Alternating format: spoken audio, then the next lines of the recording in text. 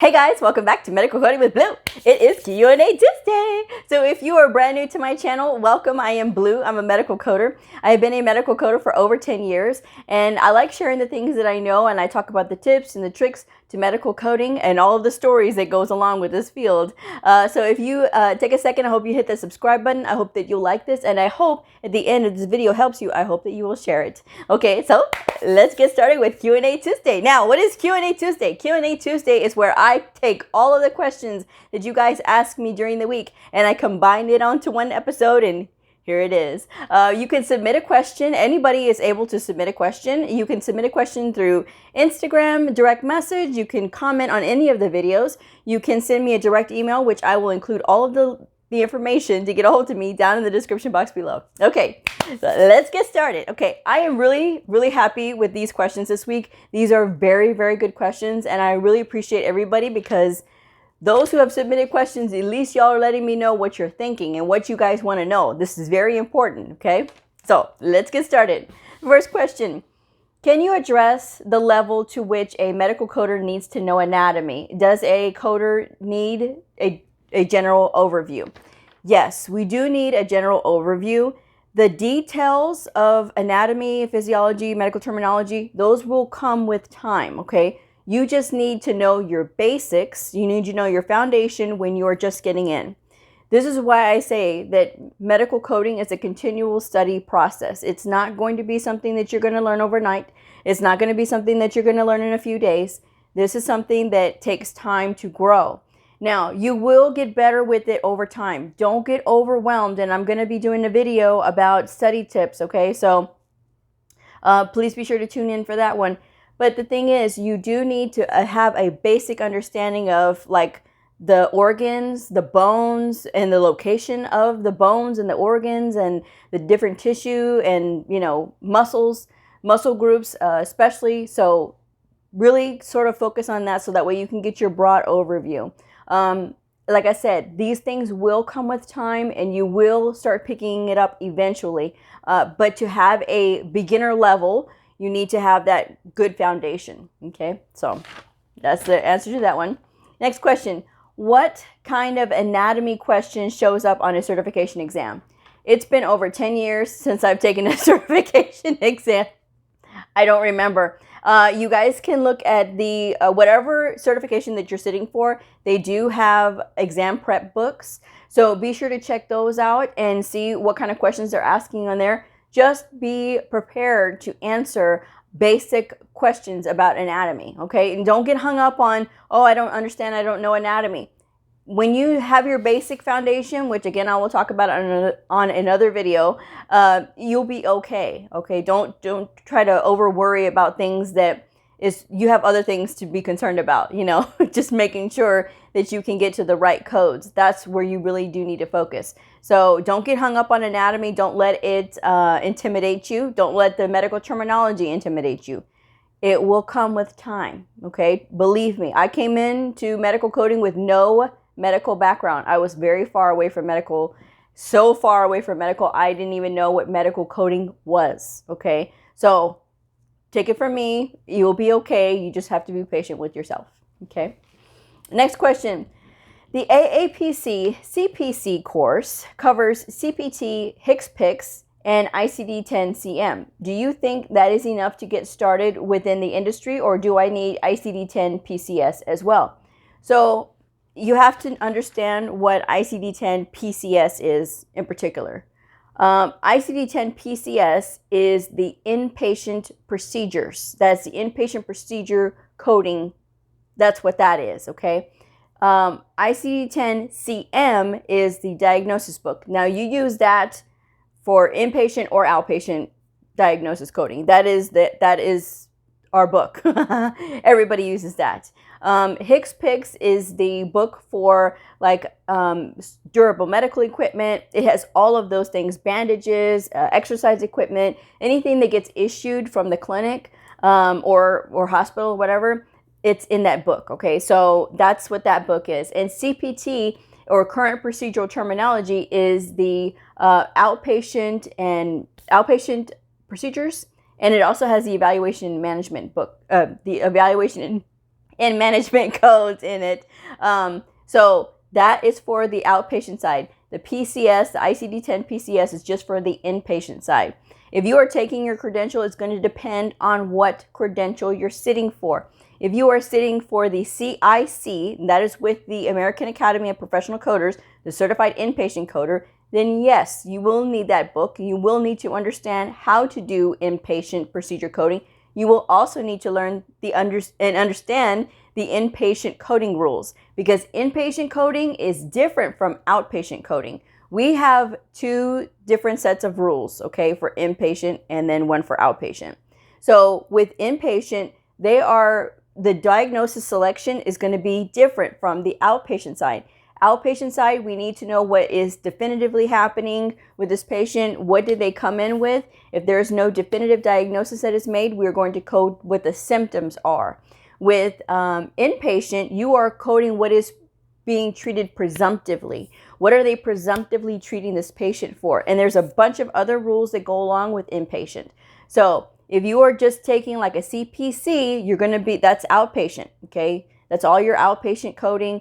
That's your CPT book. That's a HCPCS book. That's, that is that. So don't worry about PCS right now if you are not training or certifying for the inpatient side. If you are taking the CCS, that is also inpatient, but it is inpatient and outpatient. And the CCS, the Certified Coding Specialist, is through the American Health Information Management Association, a completely separate association.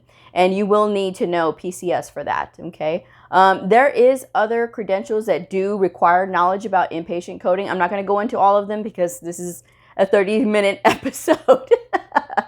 So I will probably do another video again about the different credentials and what they mean. I've done it before, but I don't know what happens to these videos that when I do them, I think nobody sees them or something. I don't know. But I will do another one about the credentials. So next question. What is the difference between working in a hospital setting or in a physician's office? So hospitals, they have two different settings. They have the inpatient setting and then they have the outpatient setting. Now the outpatient visits that are in the hospital are like in the clinics, okay? Like if you go and you're going to the gastro clinic or you're going to OBGYN clinic, ortho, podiatry, any of those kinds of clinics, those outpatient settings, it's basically the patient comes to the hospital and then they leave the same day. That's an outpatient visit.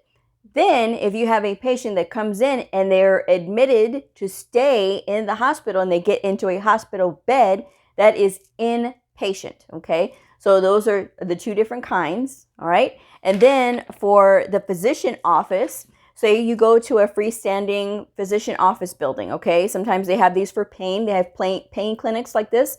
Sports medicine will do this. Just like dermatology clinics, they will have a freestanding clinic place, and it is also outpatient. It's just called a physician's office. It is not anything different or separate, okay?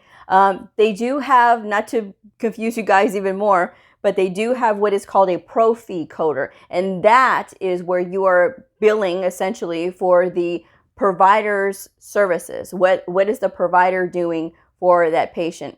And these types of visits, these pro-fee visits, are when a provider goes up to an inpatient ward and they will round on their patients, right, to check on them. Say, for instance, a diabetic patient gets admitted for elevated diabetes, okay, elevated blood sugar, okay, but they also have a diabetic foot, okay, so they'll call in the podiatrist because the podiatrist is usually the one that covers that, and the podiatrist comes in and they round on that patient.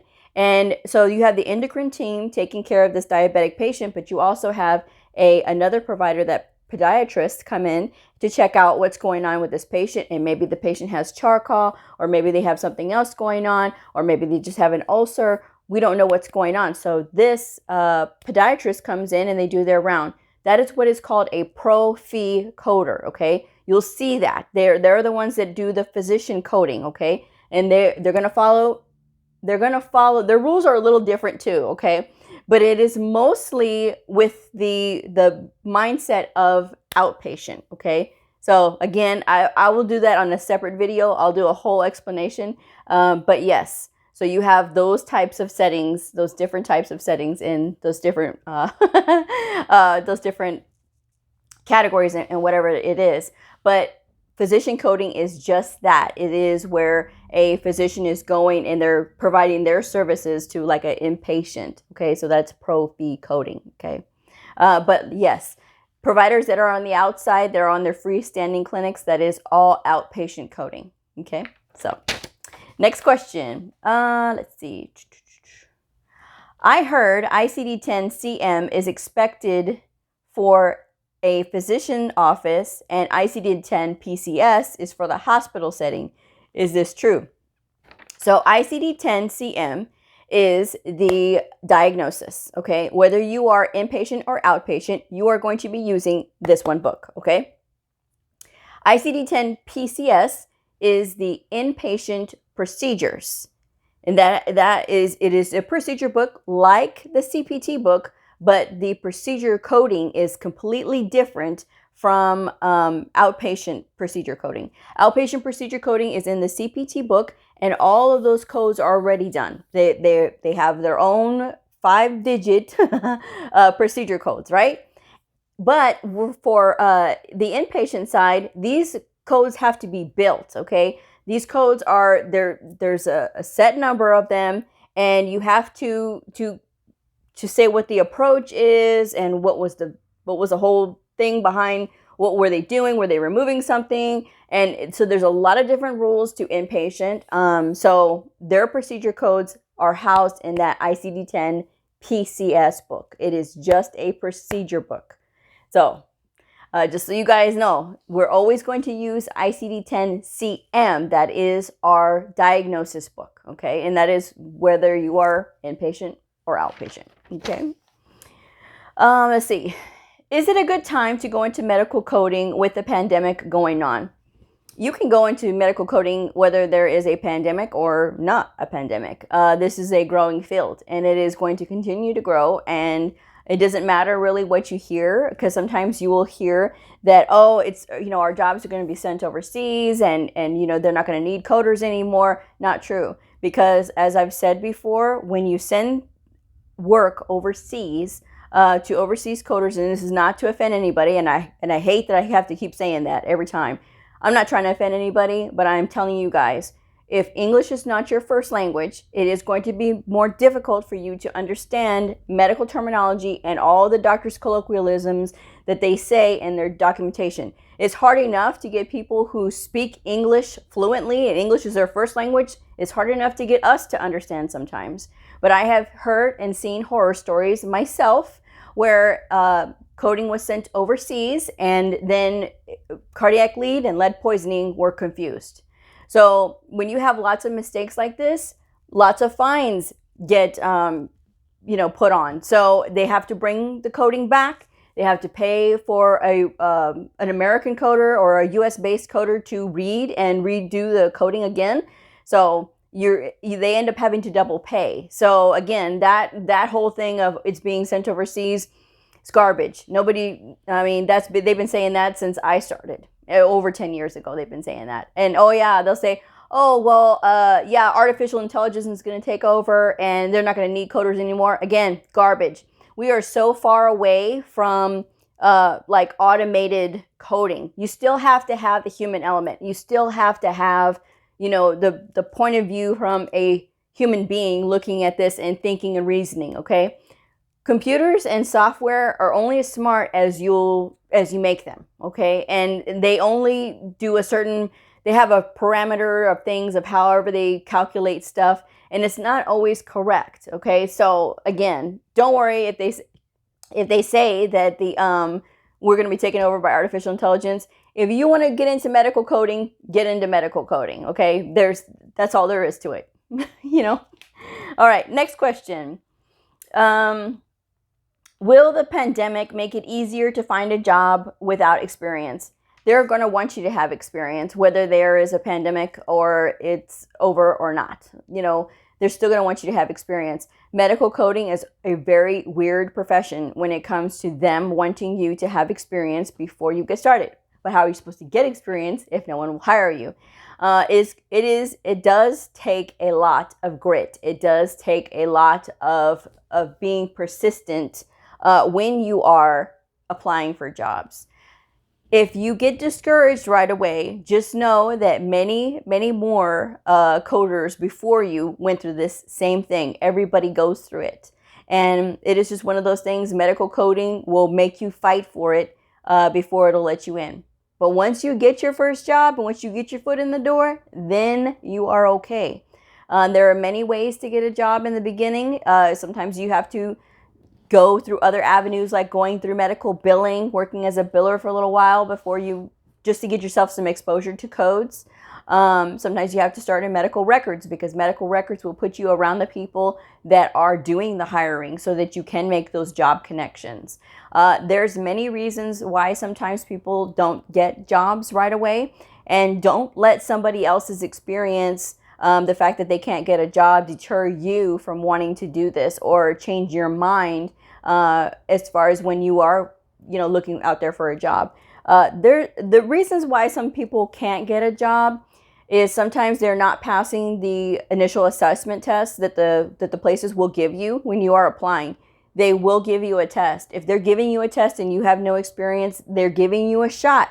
Now you got to really do really good on this so that they can keep looking at you, okay? Because sometimes you get lucky and they will give you a chance, but you got to do really good on that assessment test. If you can't pass the assessment test, then why do they need to hire you? If you pass your credential exam, that's great, but are you applying the things that you know, as far as like, can you apply the coding rules and can you apply the basic fundamentals of coding? Can you do that? If you can't do that, then no. If you can't pass a background check, that's another reason. There's, a couple of reasons why people, even if you have a criminal history doesn't knock you out. I mean, it doesn't. Anybody with a criminal history knows that. It's not always going to knock you out. It depends on the nature of your crime. And like I said, if you have like identity theft, then absolutely not. I mean, we work with sensitive information, and some people don't know that. And then they get into studying and they get into the field, and then all of a sudden they can't get in because they had, something on their background that was like that, or they were violent, or, some other thing, theft or whatever. So another form of theft. There's a bunch of different reasons why. But if you stole a car when you were a teenager, there's a huge difference between that and somebody who does identity theft. So, I mean, there's that. And that's one of the reasons why, one of the many reasons why people don't get a job. And so sometimes people don't say the truth on why they're not getting jobs either. So don't take necessarily everybody's word for it. And if you're in those Facebook medical coding groups, get out of there. Get out of there, because a lot of what they say is very negative, and a lot of what they say is deterring a lot of people. So if you are on your path and you want to do this and you have it in your head that you are going to do this and you are going to get a job, then you're already on the right path. If you have it in your head that I can't do this, I'm probably not going to get a job, and I'm probably going to be, okay, then, you know what I mean? Like, you're just setting yourself up for failure. Don't set yourself up for failure, because it all starts with your self-talk, okay? And you have to be positive, and you have to look for the right things to look at. Don't look at, oh, well, I've been looking for 3 or 4 months. Okay, what does your resume look like? Are you putting in the key words that is asking for in the job listing? Or do you have that in your resume? If you don't, then update your resume, and then let's see where you go from there, okay? Is your resume full of errors? If you have misspelled words, with all of the wording software that we have now, there's no reason that you should have misspelled words or any grammatical errors in your resume. Write a good cover letter. Explain about yourself. Don't use run-of-the-mill statements. Don't just say, oh, well, I want a job. Okay, well, good for you. So do the 50 other applicants that applied. What makes you special? What makes you stand out? So look into those things and use all of your resources. Use that cover letter and use your objective statement, okay, on your resume. Make it good. Knock their socks off. and then do well on your assessment tests. And these assessment tests vary from place to place, so please don't ask because I don't know. Everybody's had a different one. I've had some that were 25 questions. I had another one that was 50 questions. So it's really all going to depend on the facility or wherever you're hiring, or wherever you're applying. Wherever you're applying. All right, next question. Does the program you go through to prepare for the certification exam have any bearing on how you're looked at in the field? Like if you went through like career step. So it really does depend on the program that you're taking, on how prepared you are going to be for your certification exam. I have met the people with Career Step. They are wonderful people. Their program is very solid from what I have heard. I have not personally been through it. I went through trade school. But how you are trained is really going to affect if you're going to be able to pass or not, or have that critical thinking. Just because you went to Career Step and you got your certification and they say, well, where did you go for your training? Oh, you say, oh, Career Step. They're not going to look down on you. They don't care. All they care about is, do you have your credential? That's all they care about. Because some people go through and don't even go through a program in order to get their certification. So you can do independent study in order to take your certification. So it's all up to you. But no, it has no bearing on how you're looked at in the field. All you need to do is get your certification. Okay. Next question. If I become a medical scribe, will that help me out to get a job as a medical coder later on? All right, I'm going to talk about this, and I want you guys to think about this too, okay? Don't try to go getting all these other things, medical assistant, medical scribe, medical office, medical front desk people, whatever. Don't try to get all of this medical transcription. Don't try to get all these other extra things. If you want to be a medical coder, then you need to concentrate on being a medical coder. Don't try to get all this other certifications, because it's really not going to do you any good as a medical scribe to try to be a medical coder, because medical scribes and medical coders are two different things. A medical scribe is basically doing what it says. They're scribing what's going on in the visit for the provider. A medical coder is looking at the documentation and getting all the diagnosis and the procedures that are performed for that visit, for that provider, and we're reporting those codes. So it's completely different. Just because you have experience as a medical scribe is not going to get you a job any faster as a medical coder. Concentrate on one thing only. Don't try to sit there and try to get all these other things so you think that it may help you to get a job faster. They're going to want you to have experience, period. Bottom line, as a medical coder. If you don't have experience, then that's when you have the issue. So that's why a lot of brand new medical coders in the beginning have a hard time. This is why I tell you guys, go into medical billing, because it's going to give you exposure to codes. Go into medical records, because again, it's going to put you around the people that you need to be around that are going to do the hiring, and it's going to give you a familiarity with medical records. So those are the types of things that you want to look at, okay, if you can't get a job right away as a medical coder. But yes, only concentrate on one thing at a time. Don't try to go do a bunch of other things and try to make yourself look good, because it's really not going to help you. I've seen nurses who struggle to get a job as a medical coder because they're nurses and all they have done is nursing. So it's really not, and nurses, if I was hiring nurses, okay, quick. I would hire quick. I would hire brand new coders quick, but I'm just saying, nurses have had a hard time before too. So again, it's really all going to depend on how driven you are to get the position anyway. So that's my advice on that one. And the last question, because I'm about to run out of time. How hard is it to get a second shift or work from home position? I really want to do this, but first shift doesn't work out well for me or my wife. So I don't do the hiring for every place in the US. Okay. Why something may be good for you, it really has no bearing when you're trying to get a job in the field. Okay. If you are a brand new medical coder, you will not get a job right out of the gate as a remote coder.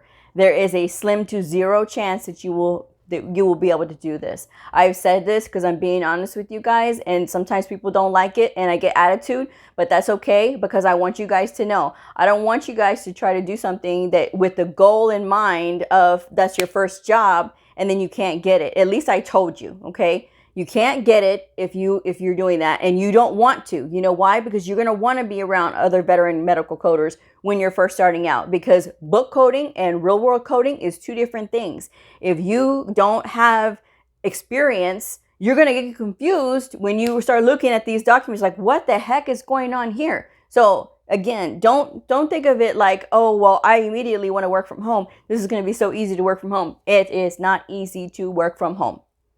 It is not. And I will tell you that because I've been there, done that, and got a t-shirt. And I have experience, and I did when I worked at home. I still did it. And it was before this pandemic, okay? It was 3 years ago. I was working from home. And it was I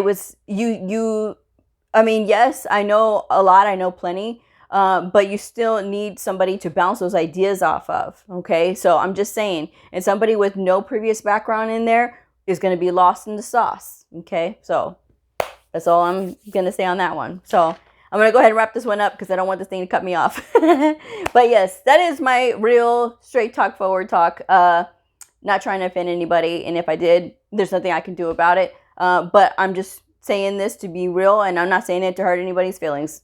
I'm just saying. So I'm going to wrap this one up. But if you are a medical coder, a medical coding student, somebody curious about the fascinating world of medical coding, a provider or a nurse, I invite you to like and subscribe and follow me on my journey in medical coding. I will see y'all next time. Bye.